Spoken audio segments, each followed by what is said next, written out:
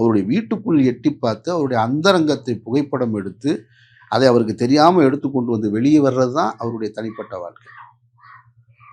அவரு பொது வெளியில் நடந்ததை தான் விமர்சிக்கிறாங்க. திரிசாவும் அவரும் ஒரு திரைப்படத்தில் நடிச்சுக்கிட்டு இருந்ததை விமர்சிக்கல, அதை புகைப்படம் எடுத்து விமர்சிக்கல.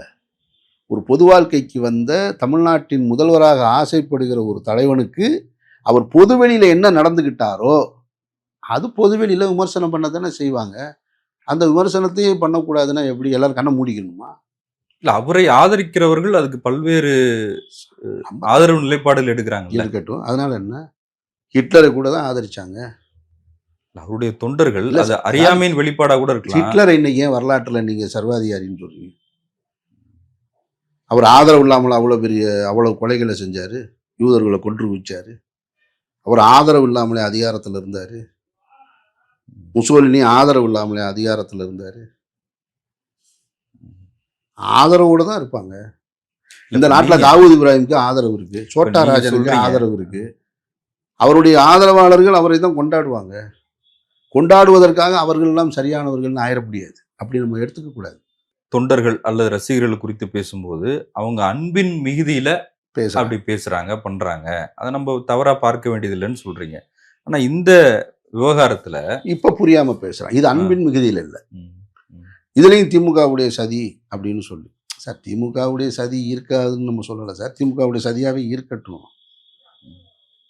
எதெல்லாம் சதி எதெல்லாம் சதி இல்லைன்னு சொல்லுங்க. இல்ல, அப்படி சங்கீதா அவர்களை விஜய்க்கு எதிராக நீதிமன்றத்துக்கு கொண்டு போய் நிறுத்தினது திமுகவோட சதினா, திரிஷா அவர்களை விஜயோடு இணைத்து வைத்திருப்பதும் திமுகவோட சதியா ஏன் இருக்கக்கூடாது?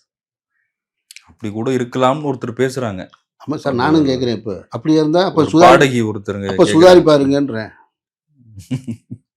இல்ல, இது அதாவது ஒரு கான்ஸ்பிரசி தியரி வந்து இப்ப எல்லாமே சதி, சுத்தி நடக்கிறதே சதி, நம்ம பிறந்ததே சதி, நம்ம வாழ்றதே சதி. அப்ப அதெல்லாம் கற்பனை, அது அரசியலுக்காக பேசப்படுகிற பேச்சுன்றதை நீங்க உணரணும்.